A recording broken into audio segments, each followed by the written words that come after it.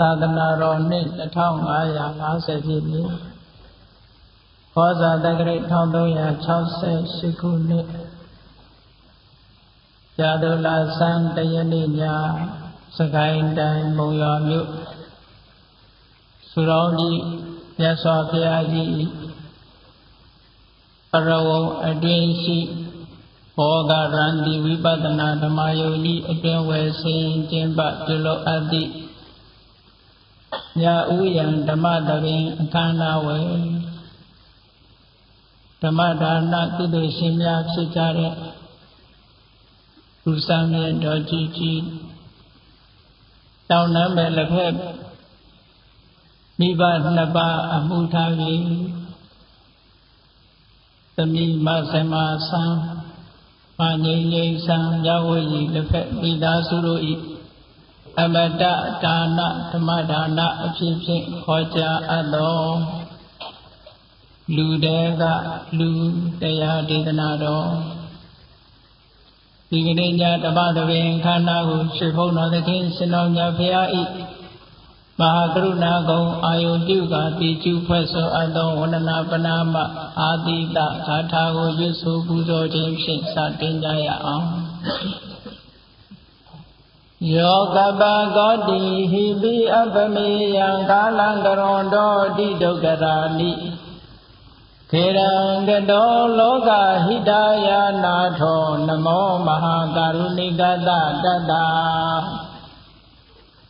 ယောနာထောဝိနိယမြာစွာတတ္တဝါဤချမ်းသာစီးပွားလိုလားတောင်းတဂုံပေါင်းခါသည်ဖြင့်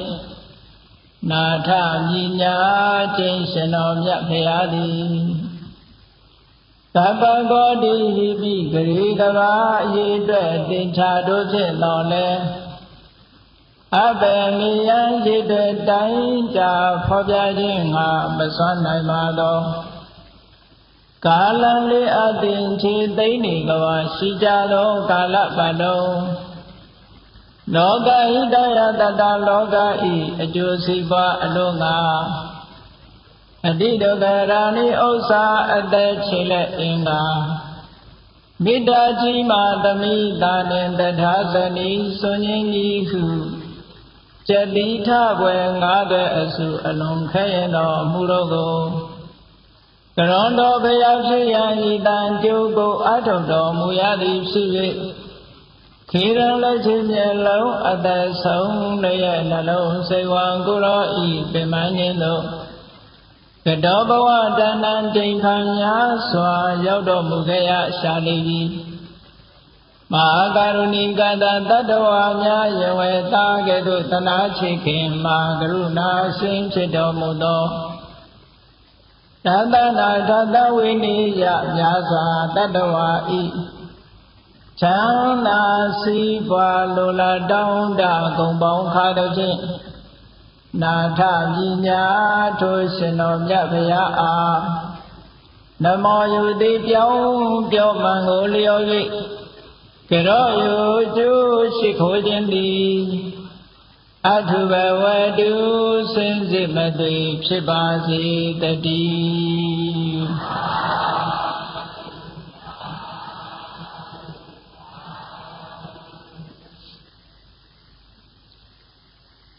ဝိမာနဝတ္ထုပါဠိတော်မှာ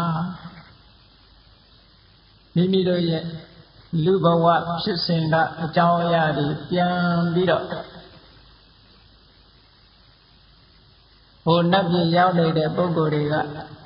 ပြောတဲ့စကားတွေမှာအဟံမနုဿေတုမနုဿဘူတောလူတွေကငါလူဖြစ်စဉ်ခါတော့ကဘာတွေလုပ်ခဲ့တယ်ဆိုတဲ့စကားလေးတွေပါတယ်နော်မနုဿေတုမနုဿဘူတောလူတွေကလူဖြစ်စဉ်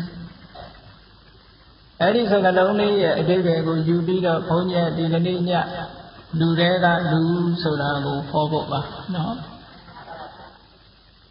လူတွေကလူဆိုတော့လူတွေကလူမဟုတ်သူတွေရောရှိနေသေးတယ်ဆိုတဲ့အဓိပ္ပာယ်ရတယ်လူလောကမှာလူရလို့ဖြစ်လာပြီးတော့တချို့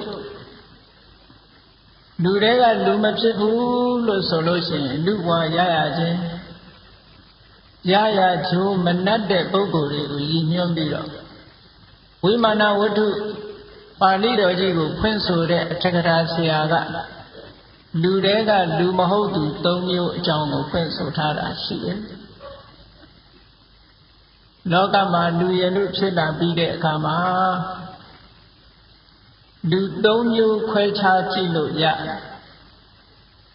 လူ၄မျိုးခွဲခြားကြည့်လို့ရတယ်အဆိုးဘက်က၃မျိုးအကောင်းဘက်က၁မျိုးဘယ်လိုခွဲကြည့်မလို့ဆိုရင်လူလောကလူရလူဖြစ်လာတဲ့အခါမှာအချို့ရာဇဝတ်ပြစ်မှုတွေကျူးလွန်သည့်အတွက်ကြောင့်ထောင်သွင်းအကျဉ်းချလို့သက်ဆိုင်ရာအာဏာပိုင်တွေက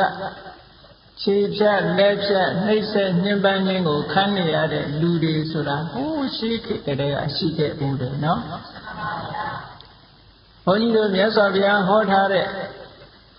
အင်္ဂုတ္တရနိကေမှာဝိဇ္ဇသုတ်တံဆိုတာရှိအဲ့ဒီဝိဇ္ဇသုတ်တံမှာဒိဋ္ဌဓမ္မိကဝိဇ္ဇသံပရာယိကဝိဇ္ဇမျက်မှောက်ဘဝမှာကြုံတွေ့ရတဲ့အပြစ်ဒဏ်နဲ့ဘုဒ္ဓမလွန်လောကနောက်ဘဝမှာကြုံတွေ့ရမယ့်အပြစ်ဒဏ်နှမျိုးဆိုပြီးတော့ခွဲဟောထားမကောင်းတာလုပ်တဲ့ပုဂ္ဂိုလ်ဒီမျက်မှောက်မှာလည်းပြစ်ဒဏ်ခံရတယ်ဓမ္မလွန်မှာလည်းပြစ်ဒဏ်ခံရတတ်တယ်အဲ့ဒီထဲမှာအာနာပိုင်ဘုရင်မင်းတွေကရာဇဝမှုကျူးလွန်တဲ့ပုဂ္ဂိုလ်ဤအမျိုးစုံနဲ့နှင်းဆဲပြီးတော့ပြစ်ဒဏ်ခတ်တဲ့အကြောင်းတွေရေးထားတာကြောက်ခမန်းလေးတွေပဲအဲ့ဒါကိုမြန်မာစာပေမှာ32ပါးသောကံကြမ္မာလို့စာထဲမှာပါတယ်တကယ်ကတော့ကံကြမ္မာဆိုတဲ့စကားလုံးကဒီနေရာမှာအကုသိုလ်ကံကိုပြောတာမဟုတ်ဘူးကမ္မကရဏဆိုတဲ့စကားလုံးကလာတဲ့ကံကြမ္မာ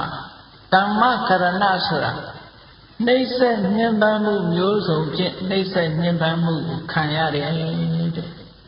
လူတွေရဲ့သမိုင်းကြောင်းကိုပြန်ကြည့်ပေါ့မကောင်းမှုအကုသိုလ်လုပ်တဲ့ပုဂ္ဂိုလ်တွေကို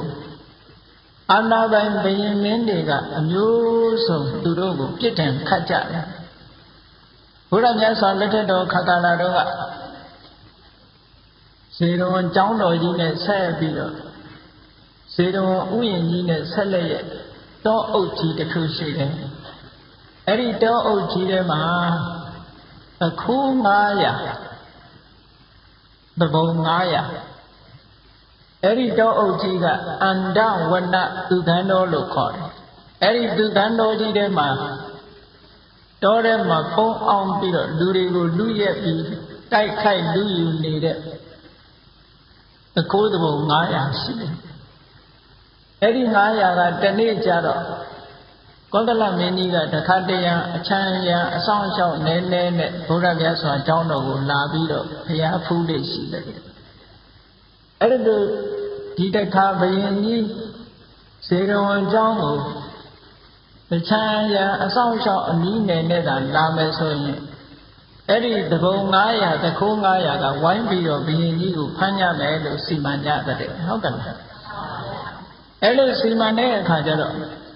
ဘုရင်ဆိုတာဘုံကံရှိတဲ့ပုဂ္ဂိုလ်ဆိုတော့အဲ့ဒီတည်င်းကပေါက်ကြားသွားပြီးတော့ဘုရင်နာရောက်သွားတယ်ရောက်တော့သူတို့ကမလုံကြံပြီးဘုရင်ကြီးကစစ်တပ်ကိုဆင်လွတ်ပြီးတော့တောကြီးကိုဝိုင်းတောထဲမှာရှိတဲ့တဘုံ900လုံးကိုဖမ်းလိုက်နိုင်တယ်တဲ့ဖမ်းပြီးတော့ဘယ်လိုဖြစ်တံခတ်တယ်လို့ဆိုလို့ရှိရင်ဇေရဝံကျောင်းကနေပြီးတော့တာဝတိပြည်တဲကိုဝင်တဲ့လမ်းတစ်လျှောက်မှာလက်ဝကတိုင်ကြီးတွေထူပြီးတော့အဲ့ဒီလူတွေတယောက်နဲ့တယောက်မျက်နှာချင်းဆိုင်ထားပြီးတော့လက်ဝကတင်ပြီးတော့အဲ့ဒီလူတွေကိုကားစဉ်ကြက်ထားတဲ့နော်ရှင်းတော့ကဘယင်းလေးဆိုတာသူတို့ရဲ့အသက်ကိုရန်ရှားပြီးဆိုလို့ရှိရင်ဒီလိုပြစ်ဒဏ်ခတ်လို့ရှိကြတဲ့သမိုင်းမှာထင်ရှားရှိအဲ့ဒီလိုညှင်းဆဲနှိပ်စက်မှုအမျိုးစုံနဲ့အပြစ်ဒဏ်ခတ်ခံရတဲ့ပုဂ္ဂိုလ်တွေဟာလူထဲမှာဗာနဲ့တူတယ်လဲလို့ရှိရင်လူငရဲသားတွေနဲ့တူတယ်တဲ့ အဲ့ဒီပုဂ္ဂိုလ်တွေဟာကုသိုလ်ကောင်းမှုလုပ်ဖို့အခွင့်အရေးရှိပါအောင်မလားမရှိဘူးဝိမာနဝတ္ထုအတက္ကရာကြီးကအဲ့ဒီပုဂ္ဂိုလ်တွေဟာမနုဿ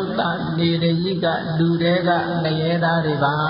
တဲ့ဒုက္ခခံနေရတဲ့ပုဂ္ဂိုလ်တွေဟော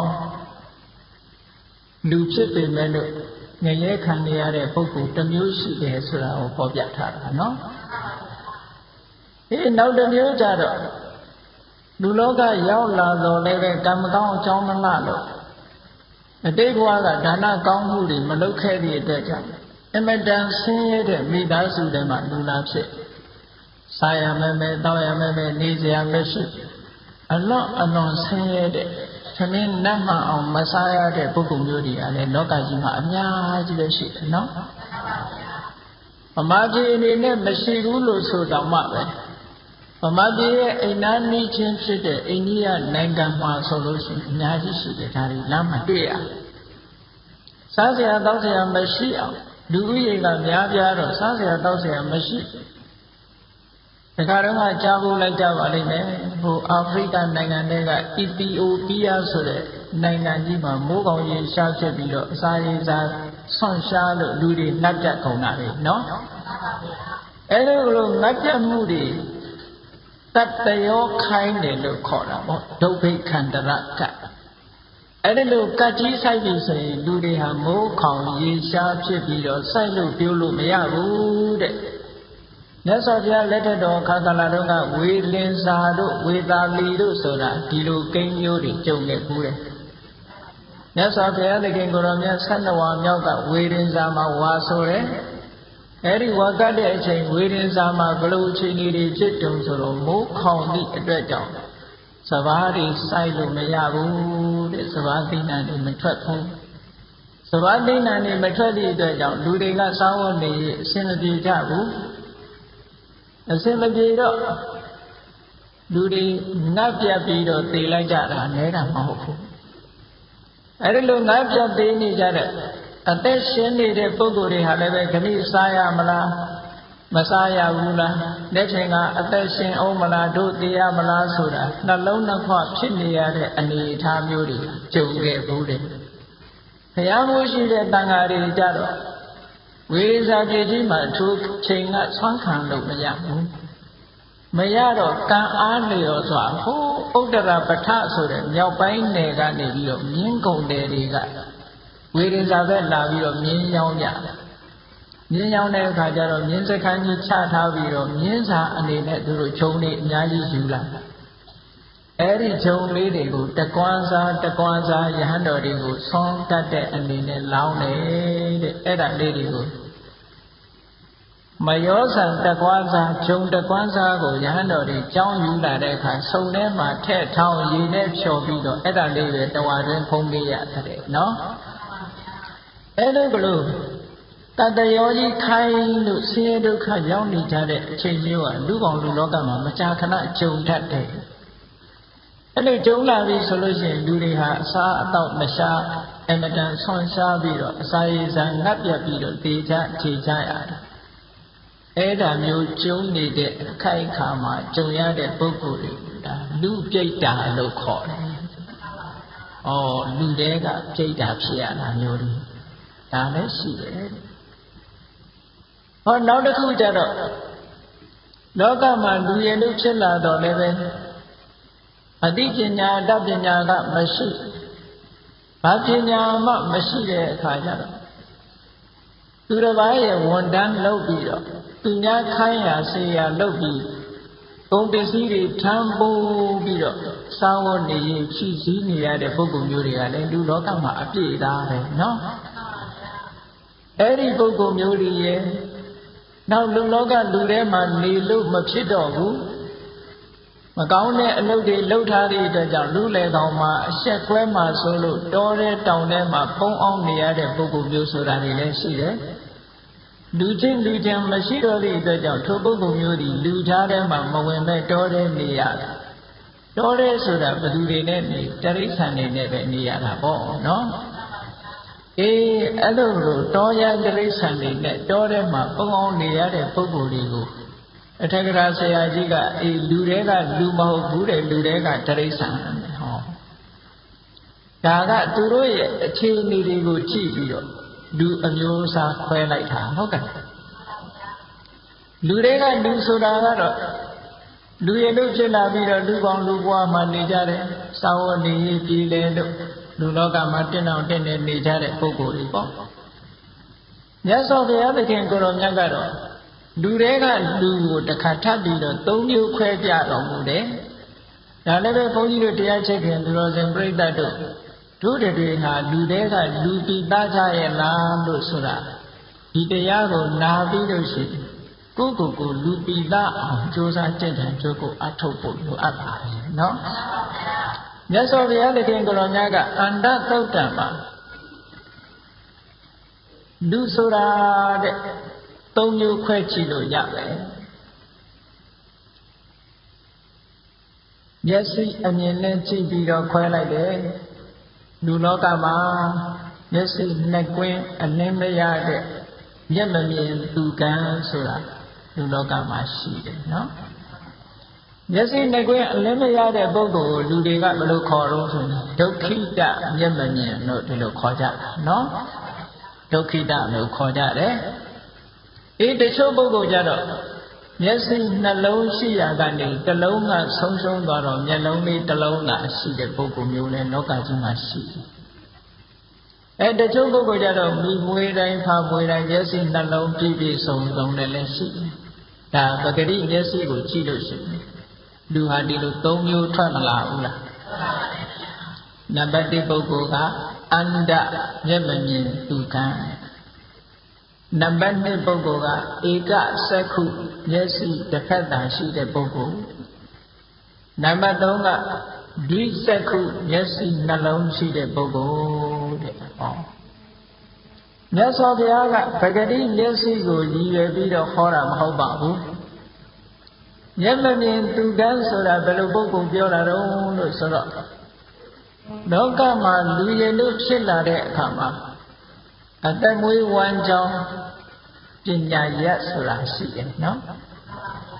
မရသေးတဲ့အစီအစဉ်ဥစ္စာတွေရအောင်ရပြီးသားအစီအစဉ်ဥစ္စာတွေတိုးပွားအောင်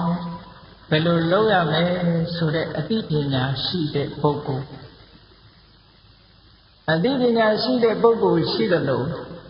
မရသေးတဲ့အစီအစဉ်ဥစ္စာကိုရအောင်လည်းမရှာတတ်ဘူးရပြီးသားရှိတဲ့ဥစ္စာကိုလည်းတိုးပွားအောင်မလုပ်တတ်ဘူးလုပ်တဲ့ပညာရသူ့မှာမရှိဘူးဆိုရင်အဲ့ဒီမျက်စိတစ်လုံးချို့ပြီပေါ့တခါတစ်ခါကချိန်မယ်ဆိုလို့ရှိရင်လူဆိုတာစီးပွားရှိယုံပိုက်ဆံရှိယုံနဲ့ပြီးတာမဟုတ်ဘူးကိုကျင့်တရားကောင်းဖို့လည်းလိုအပ်သေးတယ်လုံးတဲ့နဲ့တရားမလုံးတဲ့နဲ့တရားအပြစ်ရှိတယ်အပြစ်မရှိဘူးဒီလိုဟာခွဲခြားသိဖို့လိုတယ်ကုသိုလ်အကုသိုလ်ခွဲခြားသိဖို့လိုတယ်မနုဿလူဆိုတဲ့စကားလုံးကိုကဘုန်းကြီးတို့ပါဠိစာပေမှာကုသလကုသလမနတိသာနာတိတိမနုသောကုသလကုသလကုသိုလ်အကုသိုလ်ကိုမနတိသာနာတိတိတ္တိဣတိတတ္တမထို့ကြောင့်မနုသောမနုဿလူညီပါပေတော့လူဆိုတာကုသိုလ်အကုသိုလ်ဒီနှစ်ခုသိရမယ်ဟုတ်ကဲ့လား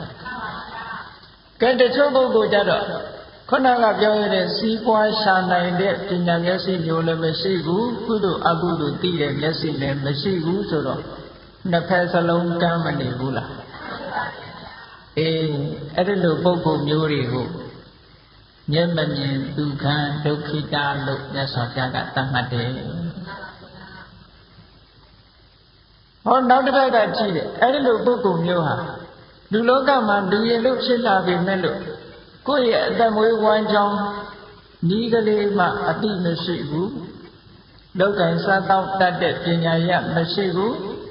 ကုသိုလ်အကုသိုလ်အကောင်းဆုံးအကြောင်းအကျိုးလေးမှခွဲခြားမသိဘူးဆိုရင်ဒီပုဂ္ဂိုလ်ဟာလူချစ်ကြိုးမနှက်ဘူးစီးပွားမရှာတတ်တဲ့အတွက်ကြောင့်ဒီဘဝမှာလည်းကောင်းကျိုးချမ်းသာမရနိုင်ဘူးကုသိုလ်အကုသိုလ်မသိသည့်အတွက်ကြောင့်နောက်ဘဝနဲ့ကောင်းရာဒုက္ခရောက်ဖို့မရှိဘူးအဲ့ဒီပုဂ္ဂိုလ်မျိုးဟာနှစ်ဖက်စလုံးဆုံးရှုံးတဲ့ပုဂ္ဂိုလ် ဘယ်ဘက်ကမှသူအကောင်းလို့ပြောလို့မရဘူးနော်အေးလူကမွေးလို့လူလို့တော့ဖြစ်လာတာပေါ့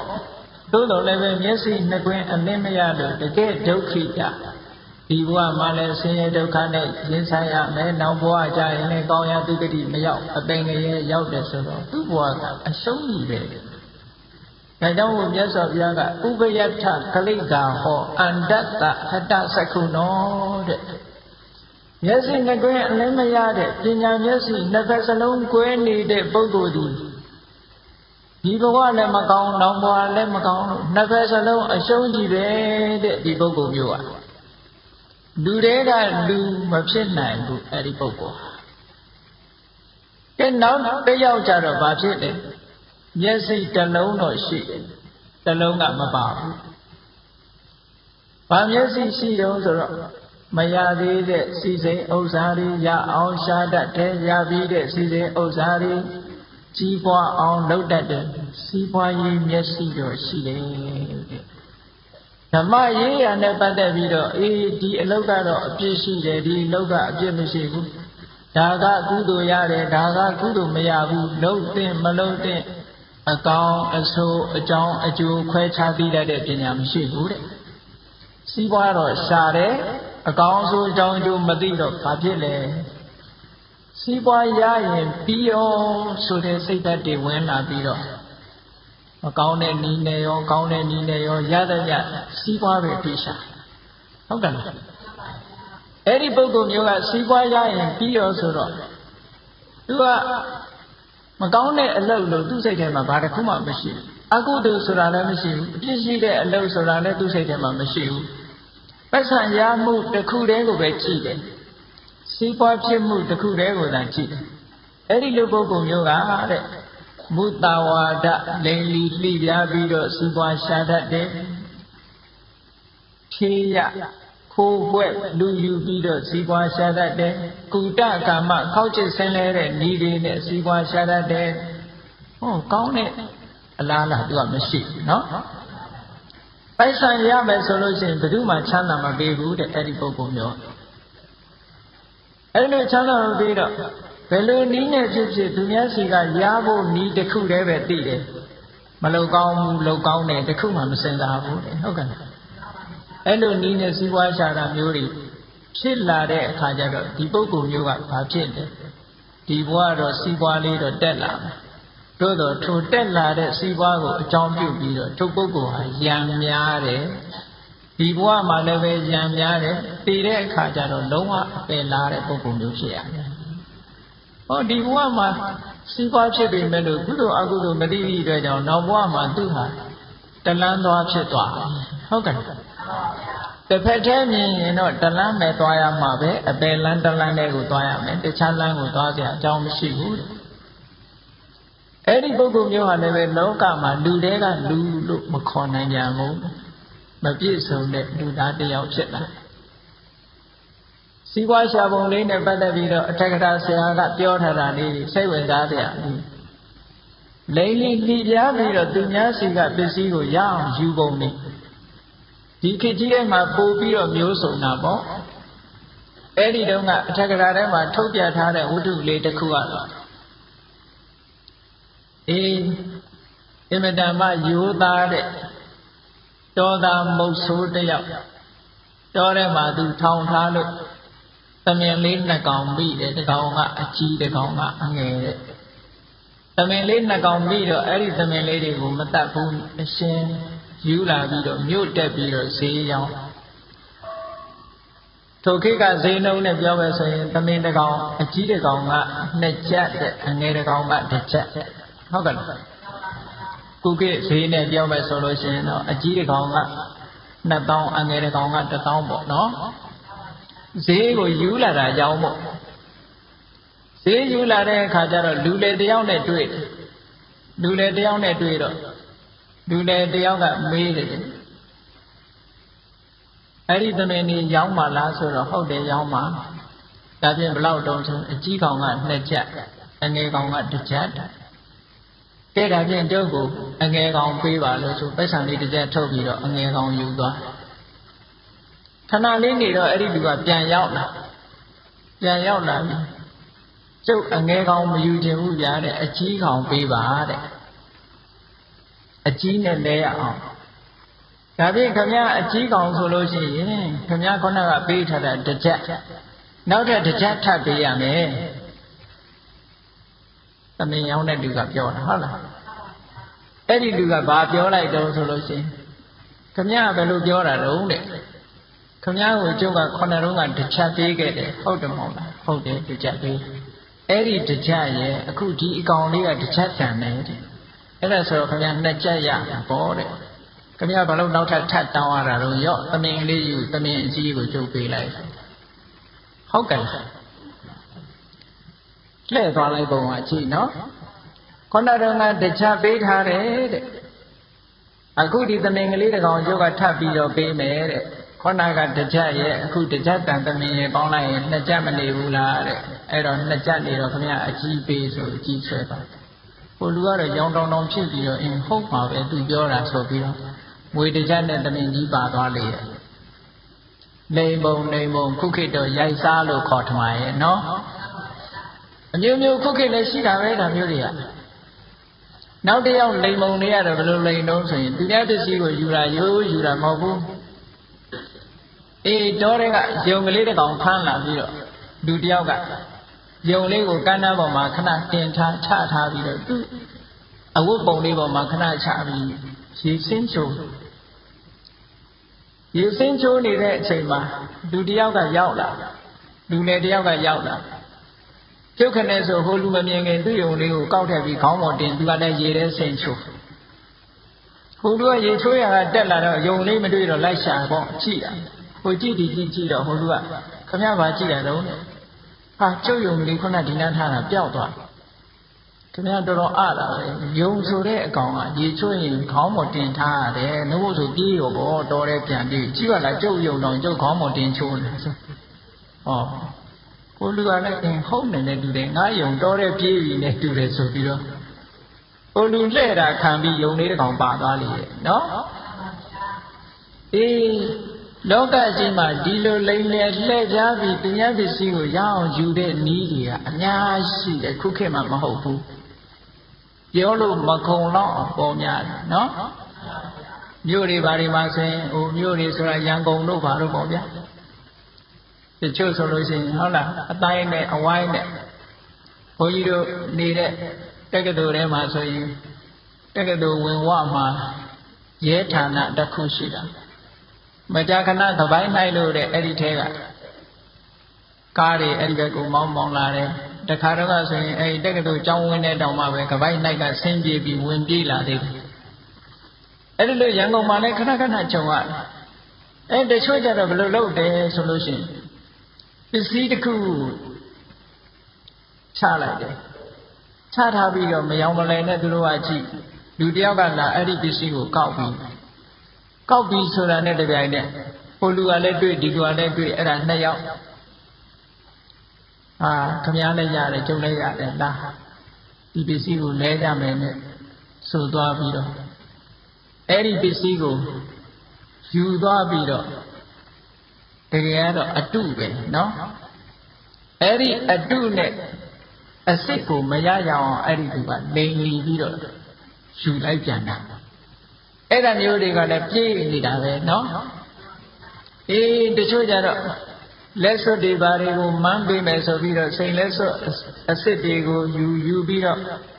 စိန်လက်စွပ်ယုံတဲ့သူကလည်းယုံပေးလိုက်တယ်ဟိုကလက်စွပ်အတုနဲ့လဲပြီးတော့ပြန်ပေးလိုက်တယ်ဒါမျိုးတွေလည်းပြေးနေတာပဲ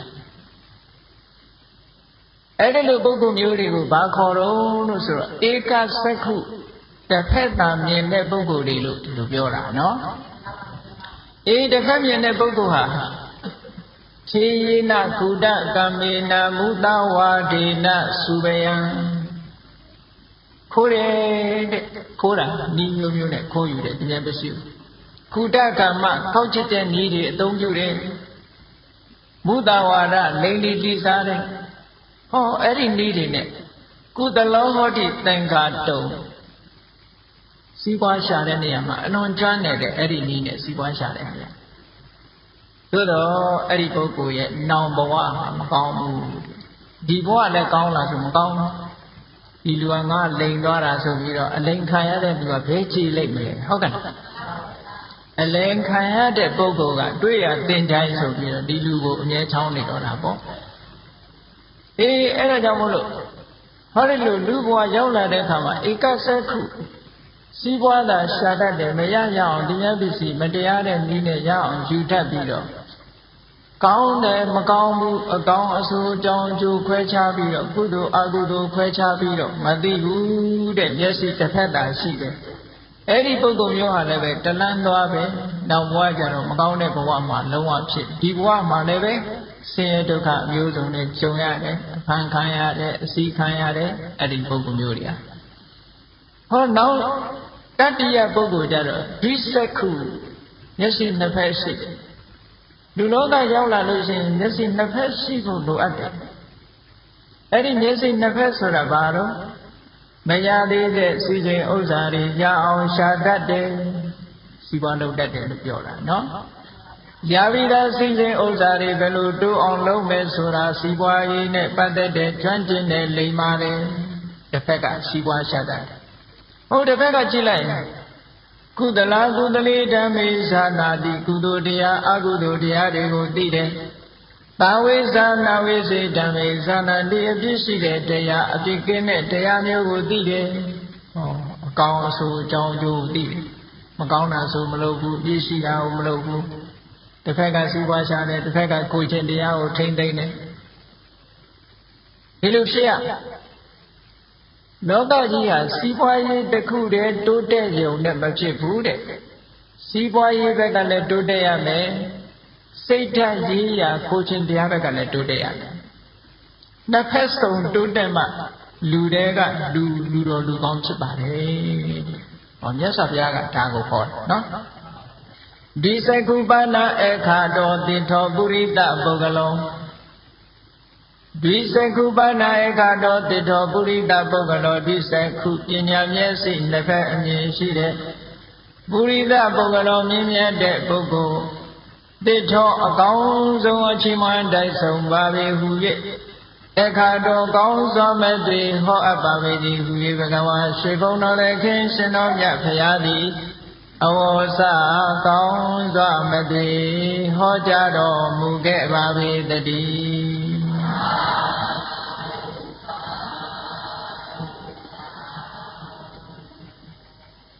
အဲ့တော့လူဖြစ်လာတယ်ဆိုလို့ရှိရင်ကတော့ဒီလို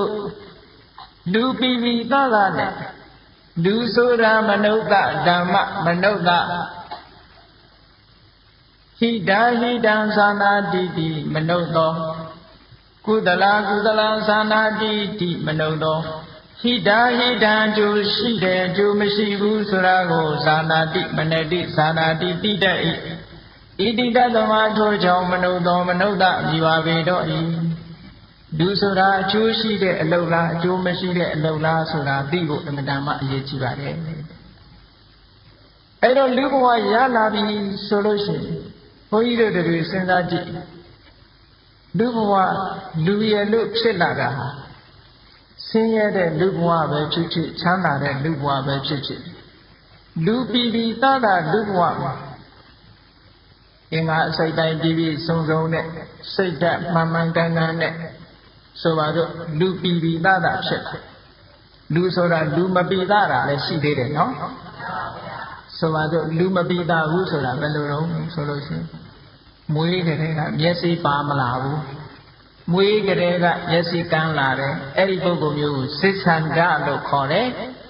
တတိကံနဲ့နော်အဲ့ဒီပုဂ္ဂိုလ်မျိုးကြတော့ကံကြမ္မာကိုကညံ့နေတာသူ့ရဲ့ပရိသေရိစိတ်ကဘာလဲလို့ဆိုလို့ရှိရင်အဘိဓမ္မာစကားနဲ့ပြောမယ်လို့ဆိုရင်အာဟိတ်ပရိသေရိလို့ခေါ်တယ်အဲ့ဒီအာဟိတ်ဆိုတာအဘိဓမ္မာထဲမှာတန်တိရဏဝိပဿစိတ်ဆိုတာရှိတယ်အဲ့ဒီတန်တိရဏဝိပဿစိတ်မှာအလောဘဆိုတဲ့သဘောတရားမပါဘူးအဒေါသဆိုတဲ့သဘောတရားတွေမပါဘူးဆိုလိုတာကအလောဘဆိုတဲ့ဌာနရဲ့အခြေခံမပါဘူးအဒေါသဆိုတဲ့မေတ္တာအခြေခံတရားမပါဘူးအမောဟလို့ဆိုတဲ့ပညာအခြေခံမပါဘူး အခြေခံကောင်းတွေတစ်ခုမှမရှိတဲ့ပရိသေစိတ်နဲ့ပရိသေနေလာတယ်သို့တော့အဲ့ဒီပရိသေစိတ်လေးဟာကုသိုလ်ကံရဲ့အကျိုးတရားတဲ့ကုသိုလ်ကံကအောင်မြင်ကုသိုလ်ကံမဟုတ်ဘူးဆိုပါစို့မအောင်မြင်တဲ့မျိုးစိတ်လေးကိုစိုက်လိုက်လို့ရှိရင်အပင်လေးကမအောင်မမြင်လေးပေါက်လာတာနော်အမြစ်ကလေးတော့ထွက်ပါရဲ့မအောင်မြင်ဘူးအပင်ကလေးတော့တက်လာရဲ့မအောင်မြင်ဘူးအဲ့ဒါမျိုးလိုပဲကုသိုလ်ကံကမအောင်မြင်သည့်အတွက်ကြောင့်ရရှိလာတဲ့အကျိုးတရားမအောင်မြင်ဘူးတဲ့မအောင်မြင်သည့်အတွက်ကြောင့်နိဗ္ဗာန်ဝမ်းထဲကနေပြီးတော့တတိကံဆိုပြီးတော့မျက်စိပါမလာဘူးနာမကြဘူးဆွန့်အားနေတယ်ဟောမျိုးစုံပရိသေတွေကဖြစ်လာတဲ့ပုဂ္ဂိုလ်တွေတချို့ဆိုလို့ရှိရင်ဘာဖြစ်လာတော့ဆိုလို့ရှိရင်ပရိသေတွေကလေးကအုံနောက်ကမပြည့်စုံဘူးကဲအုံနောက်လို့ပဲပြောကြပါစို့လူတော့ဟုတ်တယ်အကောင်းအဆိုးအကြောင်းကျိုးဘာမှမသိဘူးနောက်ဆုံးမှာသမင်းစားဖို့တောင်မှမိဘကနေပြီးအနာနာနေစားလိုက်ဝါလိုက်နဲ့ပြောနေရတဲ့ပုဂ္ဂိုလ်မျိုးတွေရှိတယ်ဘုန်းကြီးတို့တလောကရန်ကုန်မြို့မှာအိမ်တဲ့ရောက်သွားတော့အဲ့ဒီအိမ်မှာကလေးမလေးတယောက်တွေ့အဲ့ဒီလိုအခြေအနေမျိုးဖြစ်နေစားမိခင်လှုပ်တဲ့ပုဂ္ဂိုလ်ကသူ့အသက်ဘယ်လောက်ရှိလို့ဆိုအသက်စိတ်ရှိတဲ့ကလေးလေးလိုပဲမိဘကနေပြီးတော့သမင်းကျွေးရတယ်သမင်းကျွေးတဲ့အခါမှာဝါခိုင်းမှဝါတယ်မျိုးချခိုင်းမှမျိုးချတယ်အသိစိတ်အလွန်အားနဲ့အမေရိကန်ရောက်နေတဲ့ဗမာမိသားစုတူလည်းဘုန်းကြီးတို့တွေ့တယ်လူလေးကချောချောလှလှပဲသို့တော့ခုနလိုအုံနောက်မမှန်တာဖြစ်လာသည့်အတွက်ကြောင့်အနာနာကအမိအဖညီကိုမောင်နှမတူတယောက်ကမဆောင်ရှောက်ရင်သူဘာမှမလုပ်တတ်ဘူးသူကဟောဒါတွေဟာပြန်ပြီးတော့တွေ့ကြည့်မယ်ဆိုလို့ရှိရင်ကိုယ်အတိတ်ဘဝကကုသိုလ်ကံရဲ့အားနည်းချက်တွေလို့ဒီလိုပြောမှာနော်အဲ့တော့လူရည်လို့ဖြစ်လာလို့ရှိရင်တတိကမပြည့်စုံလာသည့်အတွက်ကြောင့်လူပီပီသားကမဖြစ်ဘူးတဲ့ဝန်တော့ဝန်ပိုးကြီးဖြစ်နေတယ်အဲ့ဒါအာဟိပฏิတတိအာဟိကုသလဝိဘပရိသေနဲ့ပရိသေနေတဲ့ပုဂ္ဂိုလ်ကြီးလို့ပြောတာကဲလူရည်လို့ဖြစ်လာတဲ့အခါမှာဆင်းရဲတာပဲဖြစ်ဖြစ်ချမ်းသာတာပဲဖြစ်ဖြစ်မဟာဝိပဿိလို့ဆိုတဲ့အလောဘဆိုတဲ့အခြေခံပါတယ်အဒေါသဆိုတဲ့အခြေခံလေးတွေပါတယ်ဒီတဲ့ပို့ကောင်းလို့ရှိရင်အမောဟဆိုတဲ့ပညာရဲ့အခြေခံလေးတွေပါလာတယ်ဟောအဲ့ဒါလိုစိတ်မျိုးနဲ့ပရိသေနေလာအလောဘအဒေါသလို့ဆိုတဲ့ဒီအခြေခံနှစ်ခုပါတဲ့ပုဂ္ဂိုလ်ကိုဒွိဟိတ်ပုဂ္ဂိုလ်လို့ခေါ်တယ်အလောဘအဒေါသအပြင်အမောဟလို့ဆိုတဲ့ပရိသေဉာဏ်ကလေးရဲ့အခြေခံမှာပါလာလို့ရှိရင်တိဟိတ်ပုဂ္ဂိုလ်လို့ခေါ်တယ်အဲ့ဒီတိဟိတ်ပုဂ္ဂိုလ်ဆိုလို့ရှိရင်အမတန်မှဖြတ်လတ်ရှိတယ်သူကသူများပြောတဲ့စကားနားထောင်လိုက်တာနဲ့အကောင်ပြောတာလားအဆိုးပြောတာလားသူကအခွဲခြားသိနိုင်တယ်လုံးသိလားမလုံးသိဘူးလားဆိုတာခွဲခြားသိတတ်တယ်ပညာသိရင်လည်းထက်ထက်မြက်မြက်ရှိတယ်အဲ့ဒါတိဟိတ်ပုဂ္ဂိုလ်လို့ခေါ်တာနော်အဲ့ဒါလို့ဒွိဟိတ်ပုဂ္ဂိုလ်ပဲဖြစ်ဖြစ်တိဟိတ်ပုဂ္ဂိုလ်ပဲဖြစ်ဖြစ်လူလောကမှာလူရည်လို့ဖြစ်လာကြပြီတဲ့ဖြစ်လာကြလို့ရှိရင်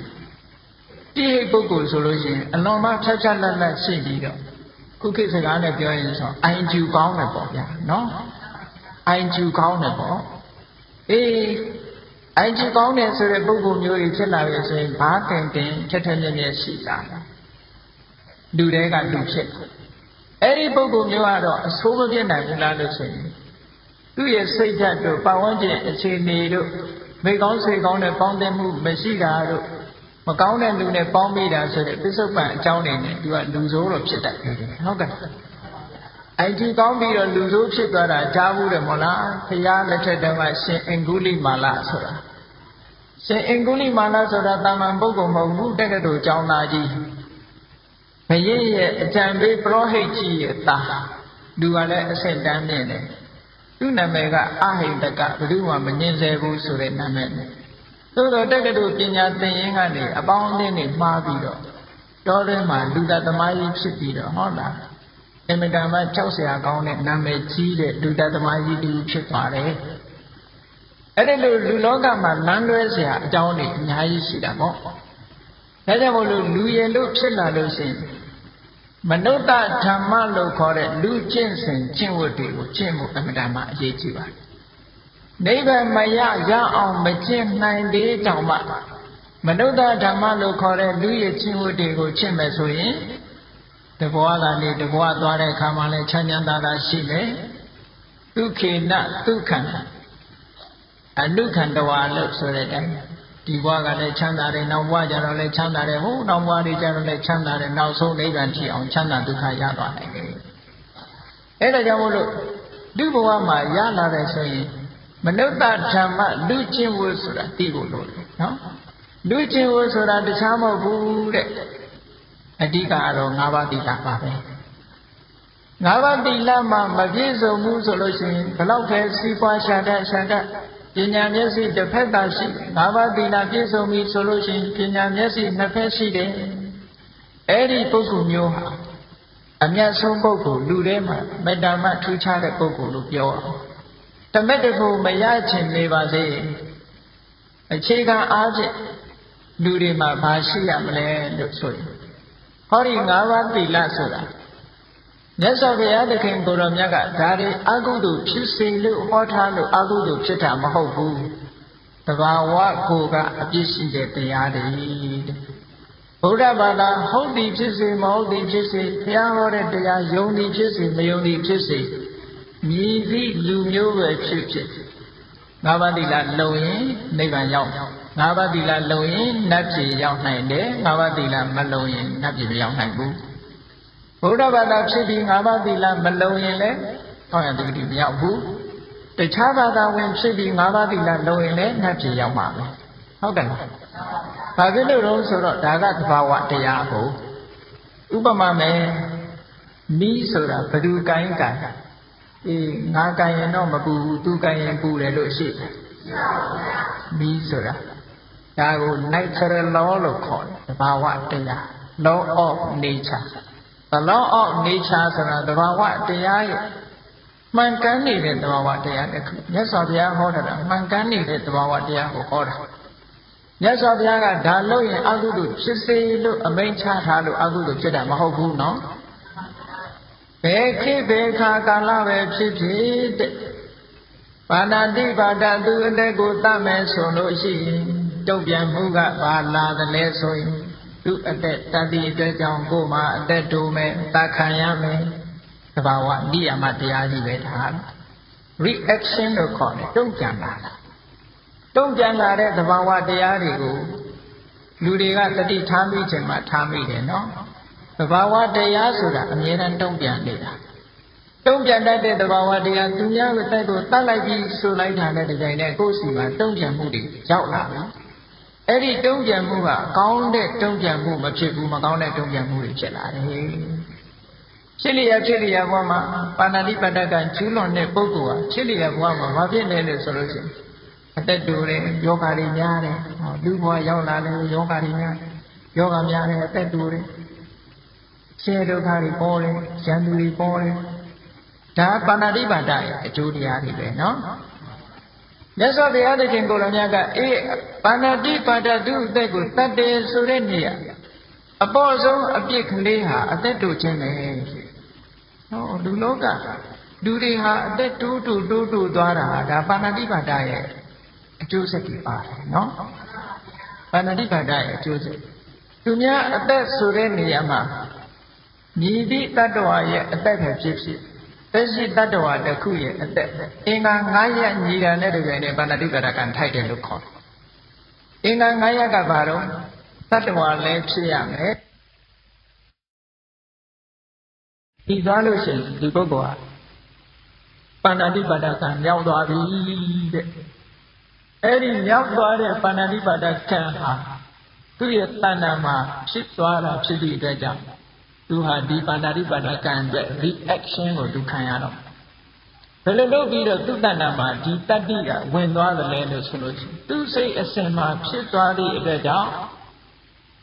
လူရဲ့စိတ်တွေဆိုတာ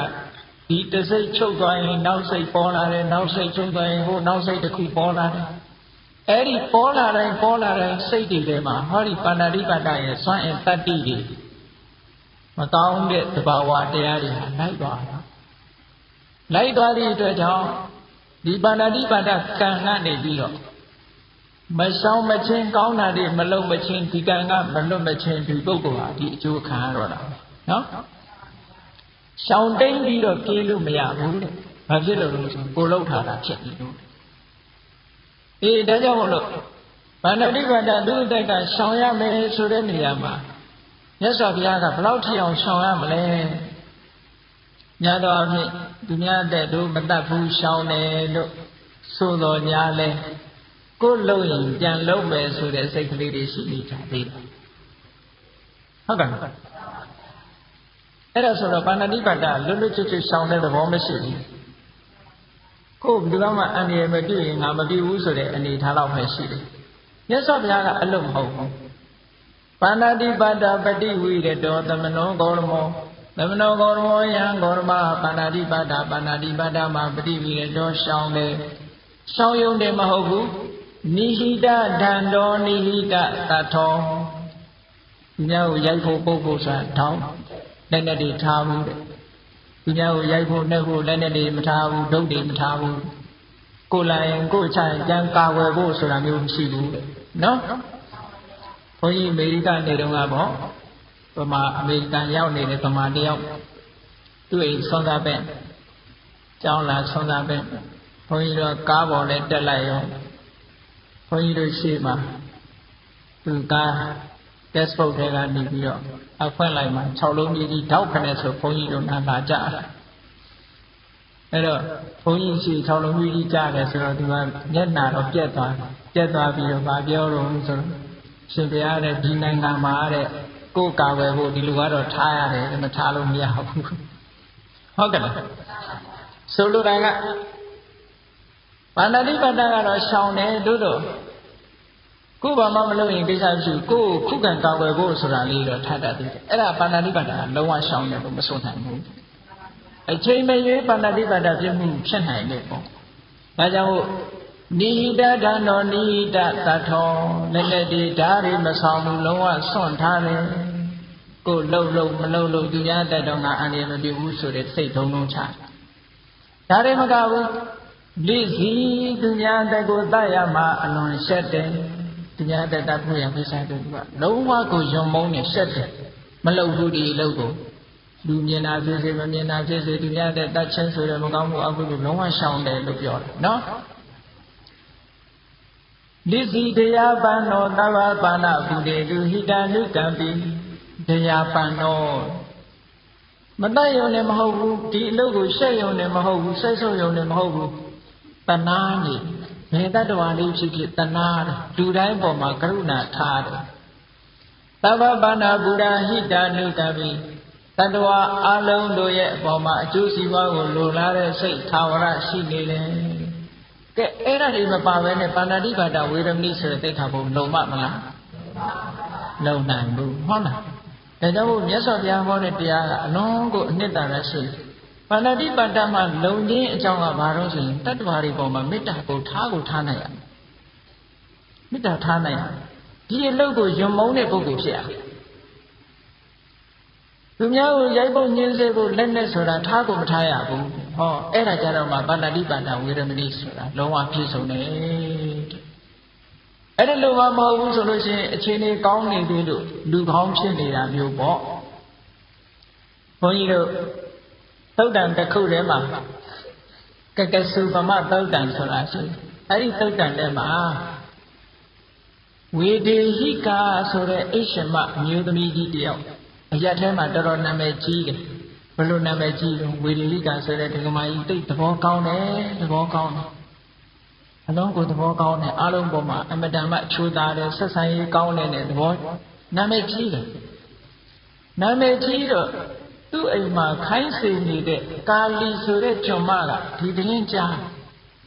လူတွေကသူ့အရှင်မကြီးကိုချီးမွမ်းတော့တိတ်သဘောကောင်းတယ်လို့ပြောတယ်ကာလီကသူကဘယ်လိုစဉ်းစားတော့ဆိုရင်ငါကဝတ္တရားချေနေလို့ငါကောင်းနေလို့သူကောင်းတာလားတကယ်ပဲသဘောကောင်းသလားငါစမ်းကြည့်အောင်မယ်သူစိတ်ကူကဟုတ်လားတကယ်ပဲကောင်းတာလားလို့နောက်တည့်ကျတော့အဲ့ဒီကာလီဆိုတဲ့အမျိုးသမီးကအိမ်စေမလေးကဘာလုပ်တော့ဆိုရင် နောက်တည့်ရကျတော့မနေ့မိုးလင်းအောင်အိတ်တယ်ထမင်းထားမချက်ဘူးအဲ့တော့ထမင်းထားမချက်တော့အိရှင်မကြီးကဟဲ့ကာလီနင်းဘာဖြစ်တာလဲအိယာဘာလို့မထတာလဲဆိုဘာမှမဖြစ်ပါဘူးဆိုနည်းနည်းလေးမျက်မှောင်လေးကုတ်သွားတယ်ဘာမှမဖြစ်ပဲနည်းနည်းအခါမျက်မှောင်လေးကုတ်သွားတာမျက်စိလေးမျက်ကြောလေးတင်းသွားတာကိုသူကမြင်လိုက်တယ်ငါနောက်တည့်ရဆက်ပြီးတော့စုံစမ်းအောင်မယ်နောက်တည့်ရကျတော့ကြည့်တယ်ပိုနေမြအောင်အိတ်လိုက်တယ်အိတ်လိုက်တဲ့အခါကျတော့အဲ့ဒီကာလီဆိုတဲ့အိရှင်မကြီးကစိတ်ဆိုးတယ်ပေါ့အဲ့ကျဟဲ့ကာလီနေပါပြီလို့မထတာဘာမှမဖြစ်ပါဘူးဂျုံမဆိုပြီးတော့ဆဲလိုက်တယ်အဲ့ကြတော့နော်ဟိုနောက်တည့်ရတခါဆက်ပြီးတော့စူးစမ်းကြတယ်နောက်တည့်ရကျတော့တခါတည်းဒီလိုပဲဆက်ပြီးတော့အိတ်ပြန်တဲ့အခါကျတော့ကဲဒီလောက်တောင်ဆိုးတဲ့ဂျုံမဆိုပြီးတော့ဒါမှချိတ်ထားတဲ့ဘောက်ချိတ်နဲ့ကောက်ထည့်ပြီးတော့ခေါင်းရိုက်လိုက်တာကွဲသွားတယ်ကွဲသွားတဲ့အခါကျတော့မှကာလီဂျုံမကြီးကလမ်းပေါ်ထွက်ပြီးတော့အော်တဲ့အမလီသဘောကောင်းတဲ့သခင်မကြီးကြည်စမ်းမအောင်ခေါင်းကိုရိုက်ခွဲလိုက်တာဒီမဲ့သွေးတွေထွက်ကုန်ပြီနဲ့ဆိုပြီးအဲ့ဒီကလေးကနေပြီးဝေရိကဆိုတဲ့အမျိုးသမီးကြီးဟာအဲ့ဒီကလေးကနာမည်ပြတ်သွားသဘောကောင်းတာမဟုတ်ဘူးအဲ့တော့ဆိုလိုတာကတစ်ဖက်သားကသဘောကောင်းလို့သဘောကောင်းနေတာကိုသဘောကောင်းလို့တွက်လို့မရဘူးတဲ့ဟုတ်ကဲ့ပင်ကိုခေါင်းမဟုတ်ဘူးသူတော်လို့ကိုကောင်းနေတဲ့သူတော်ကောင်းတွေဖြစ်နေတာကိုသူတော်အောင်ကိုကကောင်းတဲ့သူတော်ကောင်းမဟုတ်ဘူးသူကပတ်ဝန်းကျင်ကတော်နေလို့သဘောကောင်းနေတဲ့သဘောကောင်းမျိုးတဲ့ကဲအဲ့ဒါလို့မဖြစ်ရဘူးတဲ့ပင်ကိုကကိုကကောင်းတဲ့ပုဂ္ဂိုလ်ဖြစ်ရမယ်လို့ဒီလိုဆိုလိုတာနော်အဲ့ဒါလို့မနုဿဓမ္မဆိုတဲ့လူရဲ့ကျင့်ဝတ်တရားတွေပြီးပြီးပြင်းပြင်းကျင့်သုံးနိုင်ပြီဆိုတဲ့အခါကျတော့မှကုသလမနတိသာနာတိတိမနုဿကုသလကုသိုလ်အကုသိုလ်ကိုမနတိသာနာတိတိတဣတိတသမထိုကြောင့်မနုဿမြည်ပါပေတော့ဤသို့ငါးပါးတိလကိုပြီးပြီးပြင်းပြင်းနဲ့သူများဥစ္စာမခိုးယုံနေမဟုတ်ဘူးလမ်းပေးကြတာကစကိုယ်ပစ္စည်းမဟုတ်ရင်လက်ချနဲ့မှမတူဘူးသူများမပေးတဲ့ပစ္စည်းဆိုရင်လုံးဝမယူစင်ကြယ်တယ်သူများပစ္စည်းဆိုရင်လုံးဝမပတ်သက်ဘူးဟောအဋ္ဌိဏဒါနမူတဝါဒဘယ်တော့မှလိမ်မပြောဘူးမူသားစကားဟုတ်လားမူသားမပါလင်္ကာမချောဆိုပြီးတော့လင်္ကာချောအောင်လုပ်နေတာမျိုးဆိုတဲ့မူသားမျိုးတောင်မပြောဘူးတဲ့ဟုတ်ကဲ့ဘယ်တော့မှဆိုမှန်တဲ့စကားကိုသာပြောတယ်ရှေ့စကားနောက်စကားမှန်တာကြီးပဲပြောတယ်ကာမေတုမိစ္ဆာစာရသူတစ်ပါးရဲ့ကာမေယစောကားမှုဆိုတာစိတ်ထဲကတော့မပြစ်မှားဘူးသူရမေရိယမစ္ဆမာဒဌာနတေယိတေရဲ့ဆိုတာလည်းလုံးဝရှောင်းတယ်ဆေးဖြစ်ဝါဖြစ်ဆိုပြီးတော့အကြောင်းပြပြီးမတော့ဘူးယောဂါကြောင့်ဆိုတာအကြောင်းပြပြီးတော့မတော့ဘူးဘီယာကအရင်မဟုတ်ပါဘူးဆိုပြီးတော့လည်းမတော့ဘူးဟုတ်ကဲ့မူရစေတတ်တဲ့အရာမှန်သမျှလူကိုထိခိုက်တာတွေကြီးပဲလူရဲ့အုံနောက်ကိုပြောင်းသွားစေတတ်တယ်ပြောင်းမှများရင်လူဟာ hallucination လို့ခေါ်တယ်အတွေးခေါ်တွေတစ်မျိုးဖြစ်သွားတယ်။ဘာမှလို့တော့အရက်ကြောင်နဲ့ခေါ်တယ်ပေါ့။အဲ့လိုမျိုးတွေအတွက်မြတ်စွာဘုရားသခင်ကိုရောမြတ်က၅ပါးသီလကိုလုံအောင်တကယ်ကိုစောင့်ထိန်တဲ့ပုဂ္ဂိုလ်အဲ့လို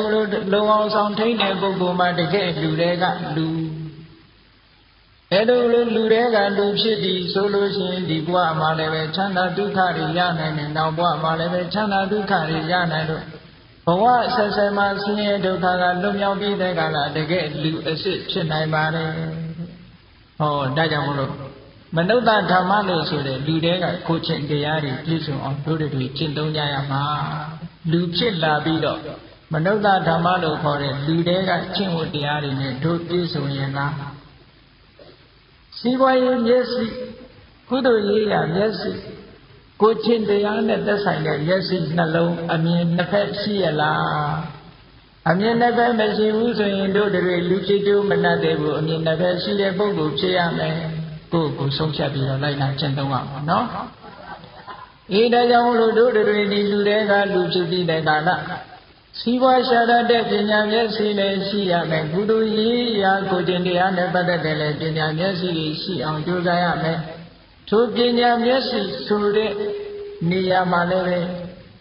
သ တာမန်ကုသိုလ်တွေမကဘူးလောကုတ္တရာကုသိုလ်မဲ့ကုသိုလ်ပုဂ္ဂုသိုလ်ထိအောင်မြင်တတ်တဲ့ပညာမျိုးထိအောင်တစားတစားတိုးတက်ပြီးတော့တွားကြရမှာနော်အဲ့ဒီလိုရှိမှလာတဲ့လူတော်ကလူတွေကလူတွေဖြစ်ပြီးတော့ကုသလကုသလံဟိတာဟိတံဇာနာတိတိမနုဿောကုသလကုသလကုသိုလ်အကုသိုလ်ကိုဟိတာဟိတံအကျိုးရှိတာအကျိုးမရှိတာကိုဇာနာတိတိတတ်ဣတိတသမထို့ကြောင့်မနုဿောမနုဿတကဲ့လူညီပါပေတော်သည်ဟု၍ဩဆုံးကောင်းစွာမတွေ့ဖွင့်ဆိုကြပါပေကုန်တည်း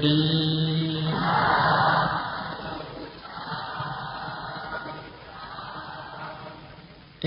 ရားချစ်ခင်အလုံးသောပုဂ္ဂိုလ်အပေါင်းတို့သည်လူတွေကလူအစစ်ဖြစ်ဖြစ်မျက်စိနှလုံးအမြင်နှမျိုးရှိတဲ့ပုဂ္ဂိုလ်သူမြတ်များဖြစ်က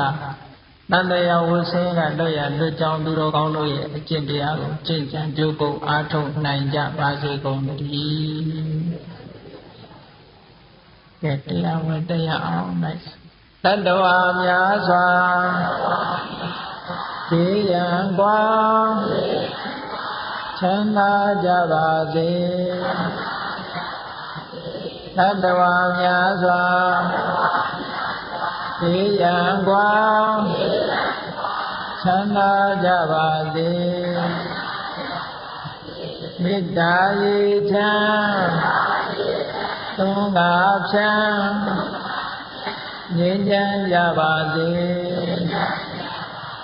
မေတ္တာရေချမ်း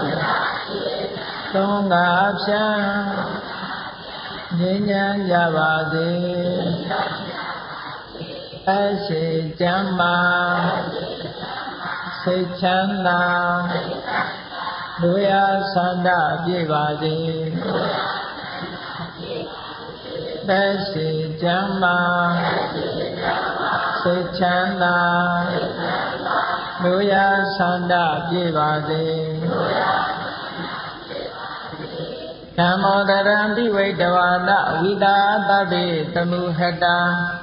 အစရမရာတိတိဘာဝနိဗ္ဗာနံယန္တုတာရောဓမ္မောတရံလောဘဒေါသမောဟစိတ်တောင်းကင်းကြောက်ကြည်တရားစေကိုပိဝိတဝဝန္တာ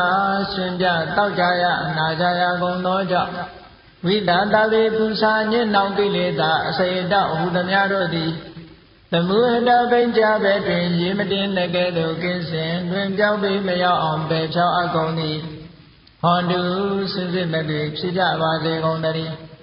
အာစရမရံအိုခြင်းလဲกว่าနာခြင်းလဲကင်းသေးခြင်းလဲရှင်းထသောတိတိဘောကိလေသာဟုပုခတိန်ကျင်းကြီးရာအစစ်ဖြစ်ပေထသောနိဗ္ဗာန်နိဗ္ဗာန်ဟုခေါ်အေးမြို့တော်တို့သာတော်တရားချိခင်စိတ်ကောင်းဝိညာဉ်သူတော်စင်များတို့သည်ယန္တုပါရမီအစဉ်စဉ်မြင့်နေမြင်၍မလင့်ပုံသေးဆိုင်ရောက်တော်မူကြပါစေကုန်တည်း